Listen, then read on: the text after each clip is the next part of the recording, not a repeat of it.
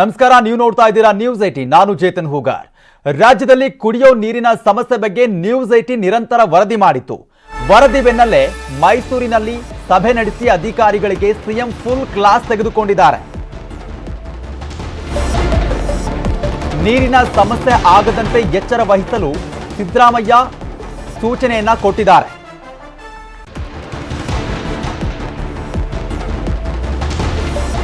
ಇನ್ನು ರಾಯಚೂರು ಕೊಪ್ಪಳದ ಕಲುಷಿತ ನೀರಿನ ಬಗ್ಗೆ ನ್ಯೂಸ್ 18 ವರದಿ ಬೆನ್ನಲ್ಲೇ ಕುಡಿಯೋ ನೀರಿನ ಸಮಸ್ಯೆ ಆಗದಂತೆ ನೋಡ್ಕೊಳ್ಬೇಕು ಅಂತ ಸಿಎಂ ಸೂಚನೆಯನ್ನ ಕೊಟ್ಟಿದ್ದಾರೆ.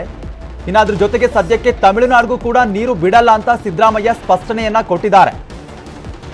ಈಗಾಗಲೇ 2-3 ದಿನದಿಂದ ನ್ಯೂಸ್ 18 ನಿರಂತರವಾಗಿ ವರದಿ ಮಾಡ್ತಿತ್ತು ನೀರಿನ ಸಮಸ್ಯೆ ಬಗ್ಗೆ, ಅದ್ರ ಜೊತೆಗೆ ಕಲುಷಿತ ನೀರಿನ ವಿಚಾರಕ್ಕೆ ಸಂಬಂಧಪಟ್ಟಂಗೆ. ಸೊ ಇದೆಲ್ಲವನ್ನ ಗಮನಿಸಿದ ಸರ್ಕಾರ ಈಗ ಸ್ಪಂದಿಸಿದೆ. ಅಧಿಕಾರಿಗಳಿಗೆ ಖಡಕ್ ಆಗಿ ವಾರ್ನ್ ಮಾಡಿದ್ದಾರೆ ಸಿದ್ದರಾಮಯ್ಯ ಅವರು.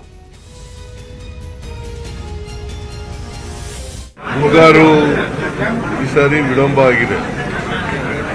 ಅದಕ್ಕೆ ಕುಡಿಯ ನೀರು, ಸ್ಟ್ಯಾಂಡಿಂಗ್ ಕ್ರಾಪು ಮತ್ತೆ ಈಗಾಗಲೇ ಬಿತ್ತನೆ ಮಾಡಿರ್ತಕ್ಕಂಥ ಬೆಳೆಗಳು ಅವುಗಳನ್ನು ರಕ್ಷಣೆ ಮಾಡಲಿಕ್ಕೆ ಕ್ರಮ ವಹಿಸಬೇಕು ಅಂತ ಹೇಳಿದ್ದೀನಿ. ಕುಡಿಯ ನೀರಿಗೆ ಯಾವುದೇ ತೊಂದರೆ ಆಗಬಾರ್ದು ಅಂತ ಹೇಳಿದ್ದೀನಿ. ಯಾಕಂದರೆ ಕೆಲವು ಕಡೆ ಕುಡಿಯ ನೀರಿನ ಸಮಸ್ಯೆ ಆಗಿದೆ. ಮಂಗಳೂರು, ಉಡುಪಿಯ ಭಾಗದಲ್ಲಿ ಆಗಿದೆ, ಹೈದರಾಬಾದ್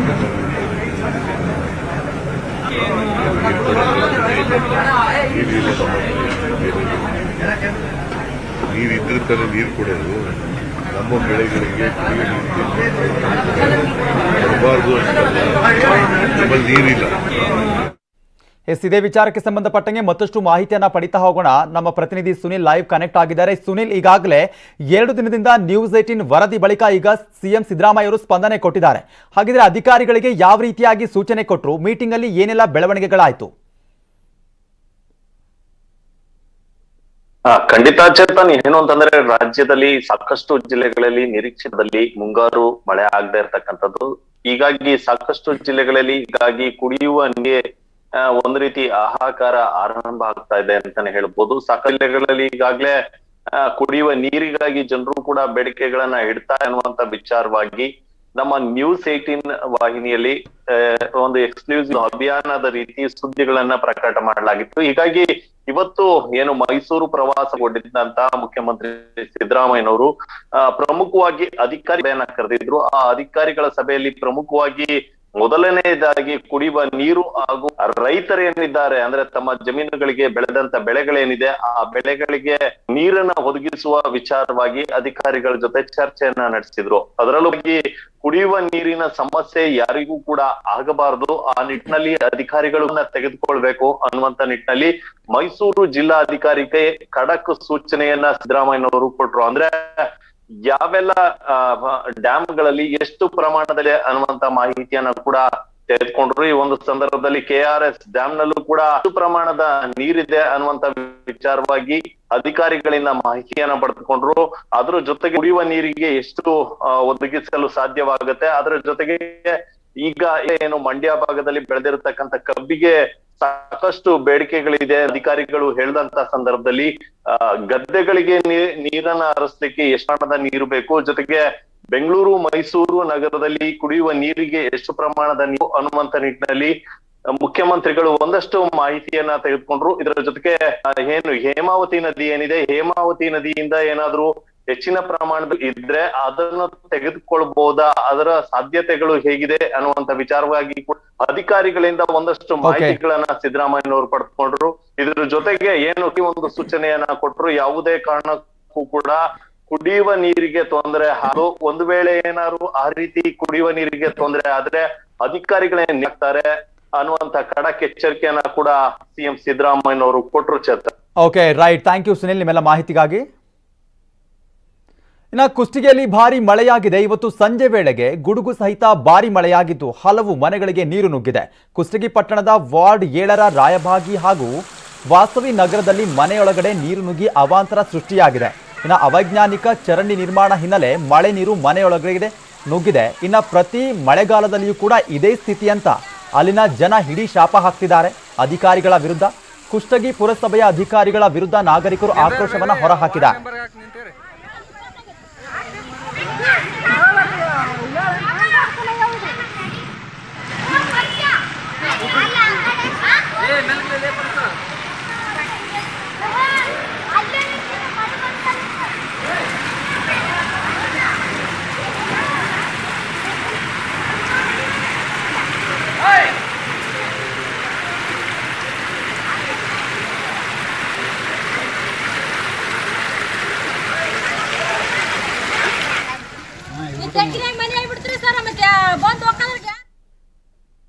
ಬಿಪೋರ್ಜಾಯ್ ಚಂಡಮಾರುತದ ಅಬ್ಬರಿಸ್ತಾ ಇದೆ. ಇದರ ಪರಿಣಾಮ ಪ್ರಭಾವ ಎಲ್ಲೆಲ್ಲಿ ಹೇಗಿದೆ ನೋಡಿ.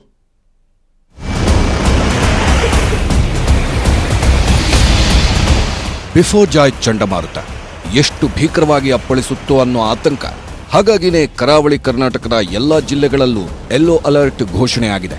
ಮುಂದಿನ 3 ದಿನ ಭೀಕರ ಗಾಳಿ ಜೊತೆ ರಣಭೀಕರ ಮಳೆ ಆಗುತ್ತೆ ಅಂತ ಹವಾಮಾನ ಇಲಾಖೆ ಎಚ್ಚರಿಸಿದೆ. ಕರಾವಳಿಗೆ ಇವತ್ತಿಂದ 5 ದಿನಗಳಿಗೆ ಬಹುತೇಕ ಕಡೆ ಅಂದ್ರೆ ವೈಡ್ ಸ್ಪ್ರೆಡ್ ರೈನ್ಫಾಲ್ ಅಂತೀವಿ ಮಳೆ ಆಗುವ ಸಾಧ್ಯತೆ ಇದೆ. ಯೆಲ್ಲೋ ಅಲರ್ಟ್ ಕೊಡಲಾಗಿದೆ. ಉಡುಪಿ, ದಕ್ಷಿಣ ಕನ್ನಡ, ಉತ್ತರ ಕನ್ನಡದ ಸಮುದ್ರ ಕಿನಾರೆಗಳಲ್ಲಿ ಅಲೆಗಳ ಅಬ್ಬರ ಆರ್ಭಟಿಸುತ್ತಿದೆ. ಸೈಕ್ಲೋನ್ ಅಬ್ಬರಕ್ಕೆ ಕಡಲೋಡಲು ಕೇಕೆ ಹಾಕ್ತಿವೆ. ಹೀಗಾಗಿ 5 ದಿನಗಳ ಕಾಲ ಮೀನುಗಾರಿಕೆಯನ್ನ ಬಂದ್ ಮಾಡಲಾಗಿದೆ. ಭಾನುವಾರ ವೀಕೆಂಡ್ ಅಂತ ಮೋಜು ಮಸ್ತಿ ಮಾಡೋ ಕನಸು ಕಂಡಿದ್ರೆ ಈಗಲೇ ಕಟ್ಟಿಟ್ಟು ಬಿಡಿ. ಯಾಕಂದ್ರೆ ಕರಾವಳಿಯ ಸಮುದ್ರ ತೀರಗಳಿಗೆ ಪ್ರವಾಸಿಗರಿಗೆ ಎಂಟ್ರಿ ಇಲ್ಲ. ಸಮುದ್ರ ತೀರಕ್ಕೆ ಹೋಗದಂತೆ ಜಿಲ್ಲಾಡಳಿತ ಎಚ್ಚರಿಕೆ ಬೋರ್ಡ್ ಹಾಕಿದೆ. ಮಳೆಗಾಲ ಆರಂಭ ಆಗ್ತಿದೆ. ಸೈಕ್ಲೋನ್ ಅಬ್ಬರಿಸ್ತಿದೆ. ಕೊಡಗಿನಲ್ಲಿ ಆತಂಕನೂ ಸೃಷ್ಟಿಯಾಗಿದೆ. ಯಾವಾಗ ಎಲ್ಲಿ ಹೇಗೆ ಗುಡ್ಡ ಕುಸಿದು ಬೀಳುತ್ತೋ, ಭೂಮಿ ಬಿರುಕು ಬಿಡುತ್ತೋ ಅನ್ನೋ ಚಿಂತೆ. ಹಾಗಾಗಿನೇ ಇನ್ಸ್ಪೆಕ್ಟರ್ ಶಾಂತಿಲಾಲ್ ಜಟಿಯಾ ನೇತೃತ್ವದ ಎನ್ಡಿಆರ್ಎಫ್ ಟೀಮ್ ಕೊಡಗಿನಲ್ಲಿ ಬಿಡಾರ ಹೂಡಿದೆ. ಮಳೆಗಾಲದ ವಿಪತ್ತು ಎದುರಿಸಲು ಸರ್ವಸನ್ನದ್ಧವಾಗಿದ್ದು ಅಪಾಯಕಾರಿ ಪ್ರದೇಶಗಳನ್ನ ಮೊದಲೇ ಮಾರ್ಕ್ ಮಾಡ್ತಿವೆ. ಸೈಕ್ಲೋನ್ ಎಫೆಕ್ಟ್ ಹಿನ್ನೆಲೆ ಉಡುಪಿಯಲ್ಲಿ ಮಳೆ ಅಬ್ಬರಿಸುತ್ತಿದೆ. ಉತ್ತರ ಕನ್ನಡದ ಕಾರವಾರ, ಅಂಕೋಲಾ, ಭಟ್ಕಳ, ಜೊಯ್ಡಾ ಭಾಗಗಳಲ್ಲಿ 70 ಮಿಲಿಮೀಟರ್ ವರೆಗೂ ಮಳೆಯಾಗಿದೆ. ನಾಳೆಯಿಂದ ರಾಜ್ಯದ ಮಹಿಳೆಯರಿಗೆ ಸರ್ಕಾರಿ ಬಸ್ನಲ್ಲಿ ದುಡ್ಡು ಕೊಡಿ ಅನ್ನಂಗಿಲ್ಲ. ಬಹು ನಿರೀಕ್ಷಿತ ಪಂಚ ಗ್ಯಾರಂಟಿಗಳ ಪೈಕಿ ಮೊದಲನೇದಾಗಿ ಶಕ್ತಿ ಯೋಜನೆಗೆ ನಾಳೆ ಚಾಲನೆ ಸಿಗ್ತಾ ಇದೆ. ದುಡ್ಡು ಇಸ್ಕೊಳ್ಳದೆ ಟಿಕೆಟ್ ಕೊಡೋದಕ್ಕೆ ಸಿಎಂ ಸಿದ್ದು ರೆಡಿಯಾಗಿದ್ದಾರೆ. ಶಕ್ತಿಸೌಧದ ಮೆಟ್ಟಿಲುಗಳ ಮೇಲೆ ಕಾರ್ಯಕ್ರಮ ಫ್ರೀ ಫ್ರೀ ಫ್ರೀ. ನಾಳೆ ಮಧ್ಯಾಹ್ನ 1 ಗಂಟೆಯಿಂದ ರಾಜ್ಯದಲ್ಲಿ ಮಹಿಳೆಯರು ಸಾರಿಗೆ ಬಸ್ನಲ್ಲಿ ಎಲ್ಲಿಗೆ ಬೇಕಾದರೂ ಫ್ರೀಯಾಗಿ ಹೋಗಬಹುದು, ಫ್ರೀಯಾಗಿ ಬರಬಹುದು. ನಾಳೆ ಬೆಳಿಗ್ಗೆ ಶಕ್ತಿ ಯೋಜನೆಯನ್ನ ಸಿಎಂ ಸಿದ್ದರಾಮಯ್ಯ ಅಧಿಕೃತವಾಗಿ ಜಾರಿ ಮಾಡಲಿದ್ದಾರೆ.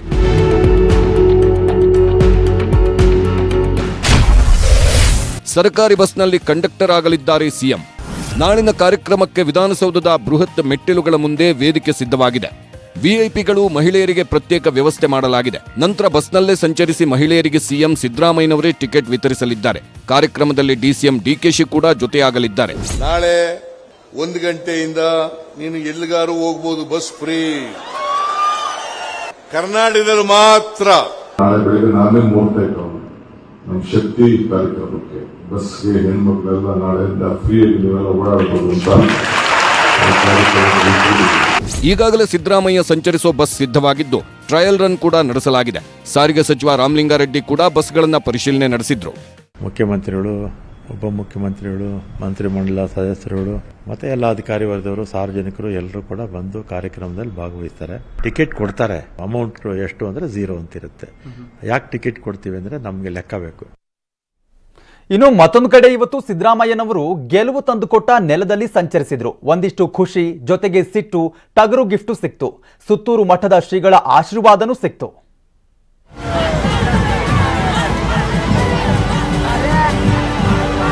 ಮುಖ್ಯಮಂತ್ರಿ ಆದ್ಮೇಲೆ ಫಸ್ಟ್ ಟೈಮ್ ವರುಣಾ ಕ್ಷೇತ್ರಕ್ಕೆ ಬಂದ ಸಿದ್ದರಾಮಯ್ಯಗೆ ಭರ್ಜರಿ ಸ್ವಾಗತ ಸಿಕ್ತು. ವರುಣಾದಲ್ಲಿ ಆಯೋಜಿಸಿದ್ದ ಸಮಾವೇಶದಲ್ಲೂ ಬೆಳ್ಳಿಗದೆ ಕೊಟ್ಟು ಸಿದ್ದು ಜೊತೆ ಯತೀಂದ್ರರನ್ನೂ ಸನ್ಮಾನಿಸಿದ್ರು. ಆಮೇಲೆ ಸಿದ್ದರಾಮಯ್ಯ ಭಾಷಣ ಶುರುವಾಯಿತು. ಕೈಕೊಟ್ಟ ಎಲ್ಇಡಿ, ಸಿದ್ದು ನಗೆ ಚಟಾಕಿ. ಎಲ್ಇಡಿ ಬರ್ತಾ ಇಲ್ಲ ನೋಡಪ್ಪ, ಈ ಕಡೆ ನೋಡಿ, ಆ ಕಡೆ ನೋಡಕ್ ಹೋಗ್ಬಿಡಿ. ಎಲೆಕ್ಷನ್ಗೆ ನಿಲ್ಲಲ್ಲ, ರಾಜಕೀಯದಲ್ಲಿರ್ತೀನಿ. ಮತ್ತೆ ಇದು ನನ್ನ ಕೊನೆ ಚುನಾವಣೆ. ಮತ್ತೆ ಚುನಾವಣೆಗೆ ನಿಲ್ಲಲ್ಲ, ಸಕ್ರಿಯ ರಾಜಕಾರಣದಲ್ಲಿರ್ತೀನಿ. 5 ಗ್ಯಾರಂಟಿ ಈಡೇರಿಸೋದು ಗ್ಯಾರಂಟಿ. 5 ಗ್ಯಾರಂಟಿಗಳನ್ನು ಈಡೇರಿಸೋದು ಗ್ಯಾರಂಟಿ. 5 ಗ್ಯಾರಂಟಿಗಳನ್ನು ಈಡೇರಿಸಲಿಕ್ಕೆ ಈಗಾಗಲೇ ತೀರ್ಮಾನವನ್ನ ಮಾಡಿದ್ದೇವೆ. ಮೋದಿ ಸೋಲ್ತಾರೆ, ಕಾಂಗ್ರೆಸ್ ಬಂದ್ರೆ ಬೆಲೆ ಇಳಿಕೆ. ಕೇಂದ್ರದಲ್ಲಿ ಅಧಿಕಾರಕ್ಕೆ ಬಂದೇ ಬರ್ತೀವಿ. ಗೊಬ್ಬರದ ಬೆಲೆನೂ ಕಡಿಮೆ ಮಾಡ್ತೀವಿ, ಗ್ಯಾಸ್ ಬೆಲೆನೂ ಕಡಿಮೆ ಮಾಡ್ತೀವಿ, ಪೆಟ್ರೋಲ್ ಬೆಲೆನೂ ಕಡಿಮೆ ಮಾಡ್ತೀವಿ, ಡೀಸೆಲ್ ಬೆಲೆನೂ ಕಡಿಮೆ ಮಾಡ್ತೀವಿ. ಬಿಜೆಪಿಯವರಿಗೆ ನಡುಕ 20 ಲೋಕಸಭೆ ಸೀಟು ಗೆಲ್ತೀವಿ. ಬಿಜೆಪಿಯವರಿಗೆ ಹೇಳಲಿಕ್ಕೇನೂ ಇಲ್ಲ, ಅದಕ್ಕೆ ಪಾಪ ನಡುಕ ಶುರುವಾಗ್ಬಿಟ್ಟದೆ ಅವರಿಗೆ.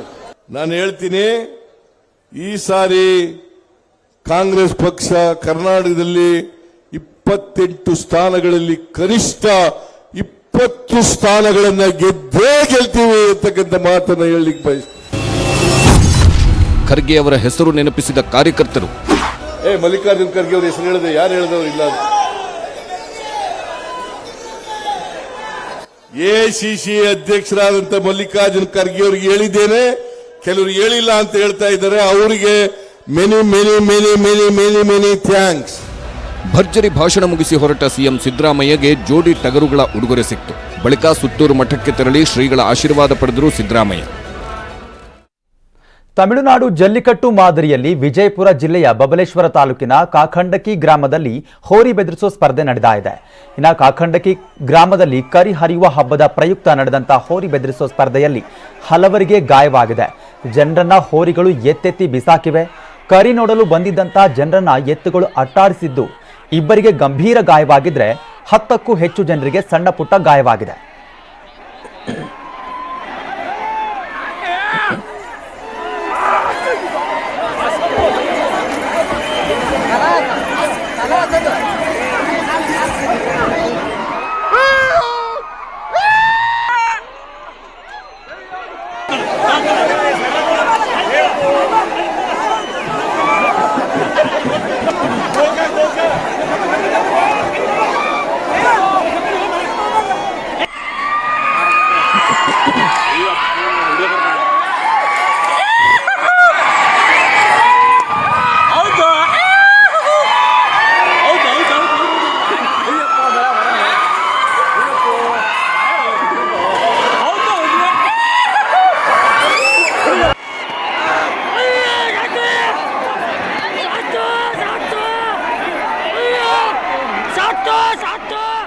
ಬಬಲೇಶ್ವರ ತಾಲೂಕಿನ ಹೋರಿ ಬೆದರಿಸೋ ಸ್ಪರ್ಧೆಯ ದೃಶ್ಯಾವಳಿಗಳು ನೀವು ಗಮನಿಸ್ತಾ ಇದ್ದೀರಾ. ಸೊ ಸಾಕಷ್ಟು ಜನರಿಗೆ ಹೋರಿ ಎತ್ತಿ ಎತ್ತಿ ಬಿಸಾಡಿದೆ. ದೃಶ್ಯಾವಳಿಗಳಲ್ಲಿ ಒಂದ್ ಕಡೆ ಗಮನಿಸ್ತಾ ಇದ್ದೀರಾ ನೀವು. ಇದು ಎಲ್ಲೋ ಒಂದು ಕಡೆ ಏನು ಈ ರೀತಿಯಾಗಿ ಆಗಬಾರ್ದು ಅಂತ ಜಿಲ್ಲಾಧಿಕಾರಿಗಳು ಸಾಕಷ್ಟು ಸಾರಿ ಹೇಳಿದ್ದಾರೆ. ಕೆಲವೊಂದು ಜಿಲ್ಲೆಗಳಲ್ಲಿ ಈ ಹಿಂದೆ ನಾವು ಗಮನಿಸಿದ್ವಿ. ತಮಿಳುನಾಡಿನಲ್ಲಿ ಜಲ್ಲಿಕಟ್ಟಿಗೆ ಎಷ್ಟು ವಿರೋಧ ಇದೆಯೋ, ಸೊ ಕರ್ನಾಟಕದಲ್ಲೂ ಕೂಡ ಇದೇ ರೀತಿಯಾಗಿ ಕೆಲವೊಂದು ಹಳ್ಳಿಗಳಲ್ಲಿ ಈಗಲೂ ಕೂಡ ಸಾಂಪ್ರದಾಯಿಕವಾಗಿ ಮಾಡ್ತಾರೆ. ಇಷ್ಟೆಲ್ಲ ಇದ್ರೂ ಕೂಡ ಜನ ಅಜಾಗರೂಕತೆಯಿಂದ ಈ ರೀತಿಯಾಗಿ ಮಾಡ್ತಿರೋದು ಎಷ್ಟು ಸರಿ ಅನ್ನೋದು ಕೂಡ ಪ್ರಶ್ನೆ ಆಗ್ತಿದೆ.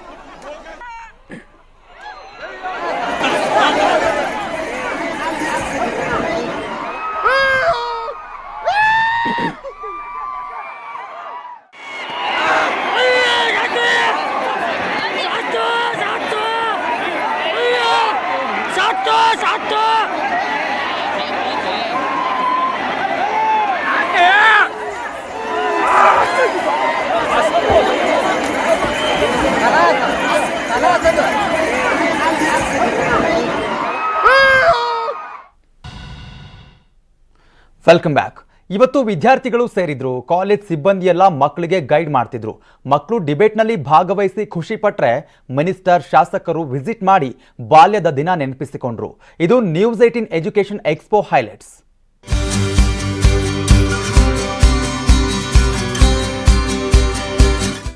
ಗಾರ್ಡನ್ ಸಿಟಿ ಯೂನಿವರ್ಸಿಟಿ ಅರ್ಪಿಸುವ ನ್ಯೂಸ್ 18 ಎಜುಕೇಷನ್ ಎಕ್ಸ್ಪೋಗೆ ಇಂದು ಚಾಲನೆ ದೊರೆತಿದೆ.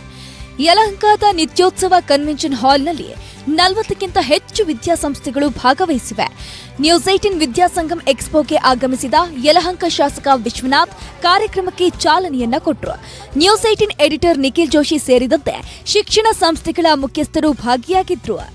ಮಕ್ಕಳಿಗೆ ಬೇಕಾದಂತಹ ಕೋರ್ಸ್ಗಳು, ಅವ್ರು ಕೇಳ್ತಿರುವಂತಹ ಪ್ರಶ್ನೆಗಳಿಗೆ ಉತ್ತರ, ಪೋಷಕರಲ್ಲಿ ಇರುವಂತಹ ಚಿಂತನೆ, ಬಹುಶಃ ಅವರ ಮಕ್ಕಳ ಭವಿಷ್ಯದ ಬಗ್ಗೆ ಇರುವಂತಹ ಆತಂಕದ ನಿವಾರಣೆ ಏನಾದ್ರೂ ಒಂದೇ ಕಡೆ ಅದು ಸಾಧ್ಯ ಆಗುತ್ತೆ ಅಂದ್ರೆ ಅದು ಬಹುಶಃ ವಿದ್ಯಾಸಂಗಮದಲ್ಲಿ ಆಗುತ್ತೆ ಅನ್ನೋದು ನನ್ನ ಅಭಿಪ್ರಾಯ. ಇನ್ನು ವಿದ್ಯಾಸಂಗಮದ ಸಮಾಗಮಕ್ಕೆ ಹರ್ಷವನ್ನ ವ್ಯಕ್ತಪಡಿಸಿದ ಶಾಸಕ SR ವಿಶ್ವನಾಥ್ ತಮ್ಮ ಬಾಲ್ಯ ಹಾಗೂ ವಿದ್ಯಾರ್ಥಿ ಜೀವನವನ್ನ ಮೆಲುಕು ಹಾಕಿದ್ರು. SSLC ನಮ್ಮೂರಲ್ಲಿ ಪಾಸ್ ಮಾಡಿ SSLC ಓದಬೇಕಾದಾಗ ಯಲಹಂಕದಲ್ಲಿ ಒಂದೇ ಒಂದು ಸರ್ಕಾರಿ ಶಾಲೆ ಇದ್ದೀವಿ. ಕಾಲೇಜ್ ಹೋಗ್ಬೇಕು ಅಂದ್ರೂ ಕೂಡ ಗೌರ್ಮೆಂಟ್ ಕಾಲೇಜು ನಮ್ಮ ಸುತ್ತಮುತ್ತ ಒಂದಿರಲಿಲ್ಲ. ಆದರೆ ಇವತ್ತು ಎಷ್ಟು ಆಪ್ಷನ್ಸ್ ಇದೆ ಮಕ್ಕಳಿಗೆ ಅಂತ ಹೇಳಿದ್ರೆ ಅವರ ಇಚ್ಛೆಗೆ ತಕ್ಕನಂಥ ಯಾವುದೇ ಸಬ್ಜೆಕ್ಟ್ಗಳನ್ನು ಆಯ್ಕೆ ಮಾಡ್ತಕ್ಕಂಥ, ಅವರ ಇಚ್ಛೆಗೆ ತಕ್ಕನಾಗಿರ್ತಕ್ಕಂಥ ಕಾಲೇಜುಗಳನ್ನು ಆಯ್ಕೆ ಮಾಡ್ತಕ್ಕಂಥ ಮತ್ತು ಭಾಳ ಹತ್ತಿರದಲ್ಲಿರ್ತಕ್ಕಂಥ ಅನೇಕ ಯೂನಿವರ್ಸಿಟಿಗಳನ್ನು ಇವತ್ತು ನಾವು ನೋಡ್ತಾ ಇದ್ದೀವಿ. ವಿದ್ಯಾರ್ಥಿಗಳಿಗೆ ಉತ್ತಮ ವೇದಿಕೆ ಒದಗಿಸುವ ವಿದ್ಯಾಸಂಗಮ ಎಜುಕೇಷನ್ ಎಕ್ಸ್ಪೋದಲ್ಲಿ ಉನ್ನತ ಶಿಕ್ಷಣ ಸಚಿವ ಎಂಸಿ ಸುಧಾಕರ್ ಭಾಗವಹಿಸಿದ್ರು. ವಿದ್ಯಾರ್ಥಿಗಳ ವೃತ್ತಿ ಮಾರ್ಗ ಆಯ್ಕೆಗೆ ಇದು ಉತ್ತಮ ವೇದಿಕೆ ಎಂದ್ರು. ಏನು ಜಾಗತೀಕರಣದ ವ್ಯವಸ್ಥೆಯಲ್ಲಿ ಅವಕಾಶಗಳು ಬಹಳಷ್ಟು ವಿರಳವಾಗಿದೆ. ಇವತ್ತು ಕೋರ್ಸ್ ಅನ್ನು ಆಯ್ಕೆ ಮಾಡ್ತಕ್ಕಂಥದ್ರಲ್ಲಿ ಅದರ ಆಳವಾಗಿ ಅದನ್ನು ಅರ್ಥ ಮಾಡಿಕೊಂಡು ಮುಂದೆ ಇದರಲ್ಲಿ ನಾನು ಉದ್ಯೋಗ ಲಭಿಸುತ್ತೆ, ಕುಟುಂಬದ ಪೋಷಣೆಯನ್ನು ಮಾಡಲಿಕ್ಕೆ ಸಾಧ್ಯ ಆಗ್ತದೆ ಅಂತಕ್ಕಂಥ ಒಂದು ನಂಬಿಕೆ ಬರ್ತಕ್ಕಂಥ ರೀತಿಯಲ್ಲಿ ಇಲ್ಲಿ ಏನು ಅವರು ಚರ್ಚೆ ಮಾಡ್ತಾರೆ ಈ ಒಂದು ವಿದ್ಯಾಸದನದಲ್ಲಿ, ಇಲ್ಲಿ ಅವರಿಗೆ ಅವರೇ ಅಂತಿಮ ತೀರ್ಮಾನ ಮಾಡ್ತಕ್ಕಂಥದಕ್ಕೆ ಅವಕಾಶ ಆಗ್ತದೆ. ಇದು ಬಹಳ ಒಂದು ಮುಖ್ಯವಾದಂಥ ಒಂದು ವೇದಿಕೆ ಇದೆ. ನ್ಯೂಸ್ 18 ವಿದ್ಯಾಸಂಗಮ ಎಜುಕೇಷನ್ ಎಕ್ಸ್ಪೋದಲ್ಲಿ engineering, medical, management, pharmacy, hotel management, animation ಕೋರ್ಸ್ಗಳಿಗೆ ಸೂಕ್ತ ಮಾಹಿತಿ ಸಿಗಲಿದೆ. ಜೆಇಇ, ನೀಟ್, ಕಾಮೆಡ್ಕೆ ಕೋರ್ಸ್ ಬಗ್ಗೆಯೂ ತಿಳಿಸಲಾಗುತ್ತದೆ. ಆರ್ಟಿಫಿಷಿಯಲ್ ಇಂಟೆಲಿಜೆನ್ಸ್, ಬ್ಯಾಂಕಿಂಗ್ ಕೋಚಿಂಗ್, ಸ್ಪರ್ಧಾತ್ಮಕ ಪರೀಕ್ಷೆ ಬಗ್ಗೆ ಮಾಹಿತಿ ಬೇಕಿದ್ರೂ ನೀವು ಭೇಟಿ ಕೊಡಬೇಕು. ಒಂದೇ ಸೂರಿನಡಿ ಸಕಲ ಮಾಹಿತಿಯೂ ಲಭಿಸಲಿದೆ.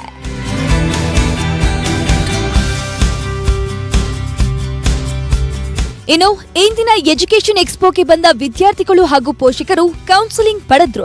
ವಿದ್ಯಾರ್ಥಿಗಳಿಗೆ ಡಿಬೇಟ್, ಕ್ವಿಜ್ ಕಾಂಪಿಟಿಷನ್ ಕೂಡ ಇತ್ತು. ಅದು ಅದೇ ಯಾವ ಕಾಲೇಜಲ್ಲಿ ಯಾವ ಕೋರ್ಸಸ್ ಇದೆ ಅಂತ ಗೊತ್ತಾಯಿತು, ಮತ್ತು ಅವ್ರ ಅಡ್ಮಿಷನ್ನು ಮತ್ತು ಅವ್ರದ್ದು ಎಲಿಜಿಬಿಲಿಟಿ ಹೆಂಗೆ ಯಾವ ಬೇಸಿಸ್ ಮೇಲೆ ಹೋಗಬೇಕು ಅಂತ ಗೊತ್ತಾಯಿತು. It was good. ಇನ್ನು ನಾಳೆ ಕೂಡ ವಿದ್ಯಾಸಂಗಮ ಎಜುಕೇಷನ್ ಎಕ್ಸ್ಪೋ ಬೆಳಿಗ್ಗೆ 10 ಗಂಟೆಗೆ ಆರಂಭವಾಗಿ ಸಂಜೆ 6 ಗಂಟೆ ತನಕ ನಡೆಯುತ್ತೆ. ನಿಮಗೂ ಎಜುಕೇಷನ್ ಬಗ್ಗೆ ಮಾಹಿತಿ ಬೇಕಿದ್ರೆ ಬನ್ನಿ, ಭಾಗವಹಿಸಿ.